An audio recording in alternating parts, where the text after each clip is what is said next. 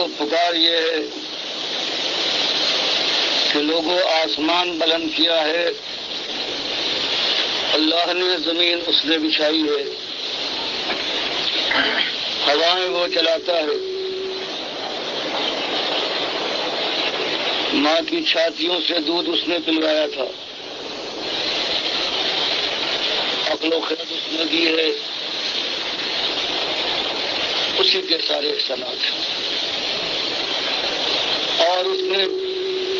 تم سے کچھ مطالبہ نہیں کیا ہے سوائے ایک بات کی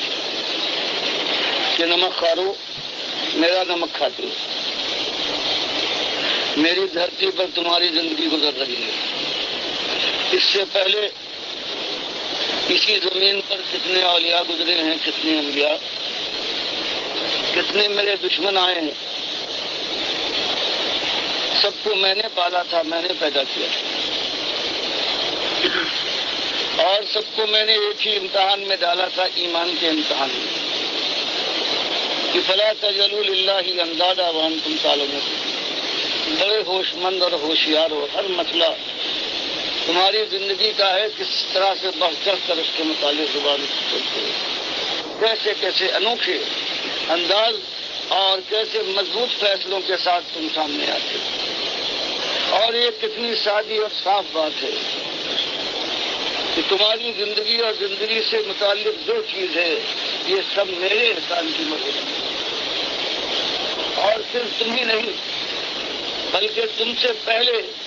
اس دنیا میں جتنے آئے تھے، چاہے وہ میرے کسی قسم کے بندے ہوں، نافرمان ہوں، ناشکر ہوں، نمک حرام ہوں، سب میرے احسان میں دبے ہوئے تھے، میرے ہی ان کے اوپر اثر تھا۔ تو ان میں سے بعض ظالموں نے نمک حرامی کی انتہا کر دی کہ میرا کھانے کے بعد میرے بندوں کو انہوں نے گنگایا، ان کی پوجا، ان کی پکارے، ان کی کوشش۔ کچھ رہے ایسے اللہ کے،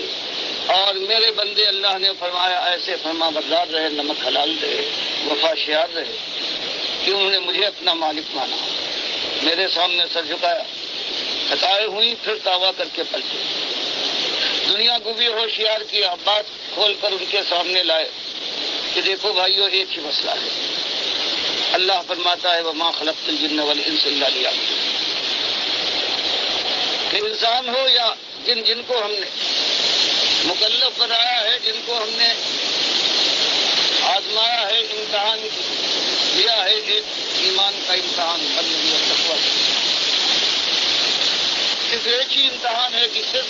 تم بندے اس کے ہو جس نے تمہارے ساتھ تمہارے بدن کا ایک روم کا ایک اقبال،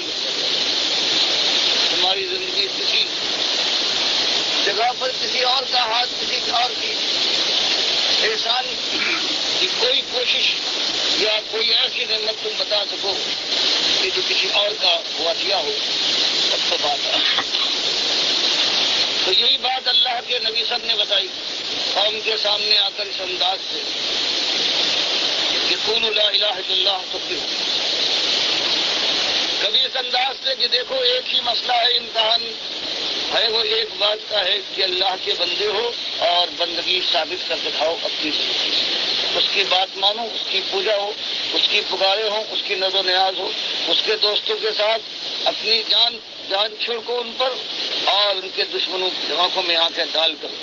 ان کو سمجھانے کی کوشش کرو، اور نہ مانے تو للکارو، اور اس کے بعد اپنی جان اور مال کی توانائیاں ان کے خلاف استعمال کرو، یہاں تک کہ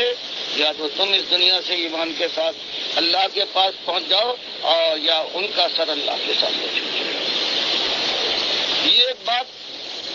شروع میں جب اٹھی ہے تو بات یہی ہے، لیکن انسان کو ہوشیار کیا گیا ہے کبھی اس انداز سے کہ اذا السماء انشقت۔ یہ آواز ہے ڈاکٹر مسعد الدین عثمانی رحمۃ اللہ علیہ کی، کس طرح سادہ سادہ الفاظ میں یہ مسئلہ سمجھایا اور کس خلوص کے ساتھ اصولی بات سامنے لائے ہیں کہ دیکھو ایک ہی مسئلہ ہے، ایک امتحان ہے ایمان کا، اور مالک نے صرف ایک بات مانگی ہے کہ صرف تم میرے بندے ہو اور میرے علاوہ کسی اور کی بندگی نہ کرنا، یہ ایک امتحان ہے۔ اور بتایا گیا کہ دیکھو پہلے سمجھاؤ، اور نہیں سمجھتے ہیں تو پھر للکارو، اور پھر اپنی جان اور مال کی توانائیاں ان کے خلاف لگاؤ اس وقت تک جب تک ان کا سر اللہ کے سامنے نہیں جھکتا ہے، یا تم خود اپنی یہ امتحان کی مدت پوری کر کے اللہ کے پاس پہنچ جاؤ۔ اللہ کے بندو، یہ پرخلوص دعوت تھی، جن اصولوں کے تحت اٹھی تھی، انہی اصولوں کے تحت اس کو آگے بڑھایا جا رہا ہے۔ اور جب راستے میں خود اس جماعت کے امیر محمد حنیف آ گئے ہیں تو اسی اصول کے تحت یقین کرو میرے پیارے بھائیوں، 7 مہینے ان کو سمجھایا ہے، اور بڑے یعنی خلوص کے ساتھ اور بڑی محبت اور احترام کے ساتھ شروع میں بات کی گئی کہ کہیں چڑھ نہ جائیں، لیکن وہ اپنا ایک موقف اختیار کر چکے تھے، سجدہ تعظیمی کا شرک ان کے اندر آ گیا تھا اور اس کے اوپر ڈٹ گئے تھے۔ اب انہوں نے اپنا ایک انا کا مسئلہ بھی بنا لیا تھا، اور کچھ ان لوگوں کے آپس میں ضد بازیاں بھی تھیں جو میں نے اپنی آنکھوں سے پہلے دیکھ چکا تھا۔ اس لیے ان کی ضد بازیوں کی وجہ سے بھائیو ہم اپنی آخرت کیوں برباد کریں، اپنی بیوی بچوں کی آخرت برباد کریں؟ نہ صرف یہ کہ وہ جنت کی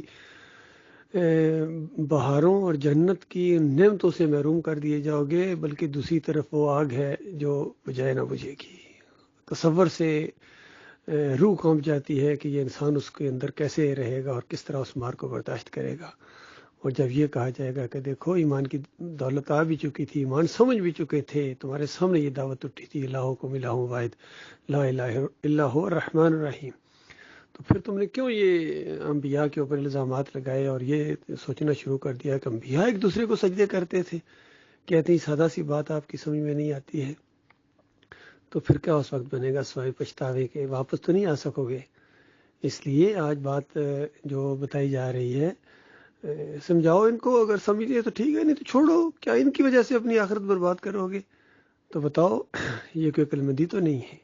پھر کیا فرق رہے گا آپ میں اور دیوبندیوں میں اور بریلویوں میں اور اہل حدیثوں میں؟ وہ بھی تو یہی کام کرتے ہیں۔ کتنے ان میں سے ایسے ہیں جن کا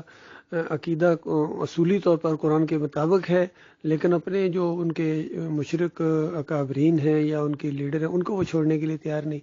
تو بتاؤ کیا ہم ان کو مومن سمجھتے تھے جب تک طاغوت کا کفر نہ کریں، ان کے اندر سے نکلے نہ؟ تو یہی اصول اب آپ کے لیے بھی وہی اصول ہے کہ جب تک اس طاغوت کا کفر نہ کرو اور اس کے اندر سے نہیں نکلو گے تو مومن نہیں سمجھے جاؤ گے اور نہیں مومن کہلاؤ گے، اور یہ بہت بڑا خسارہ ہوگا، بہت بڑا نقصان ہوگا آپ کا۔